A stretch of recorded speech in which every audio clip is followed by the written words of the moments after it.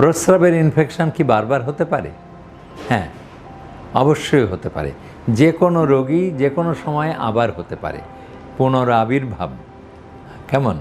যেমন মানুষ মরণশীল, একবারের জন্যই মরে চলে যায়, কিন্তু রোগ মরবে না, রোগটা বারবার হবে। আপনার ঘর যেমন আবর্জনা আজকে ঝাড়ু দিলেন, আগামীকাল আবার ঝাড়ু দেবেন, মানে বারবার ঝাড়ু দেওয়ার দরকার হতে পারে। আমাদের দেহেও রোগগুলি কিন্তু বারবার উপস্থাপন হতে পারে, কারণ যে রোগ জীবাণু আপনার দেহে ঢুকে পড়ছে সেটা আজকে মরে গেল, আবার 1 মাস পরে সে আবার ঢুকতে পারে।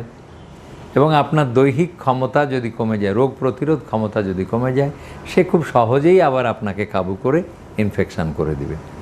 কারণ রোগ জীবাণু সবসময় ঢুকতেই থাকে, আর আমাদের দেহের ভিতরে যে পুলিশ বাহিনী আছে, সেই পুলিশ বাহিনী ওর সাথে ফাইট করতে থাকে।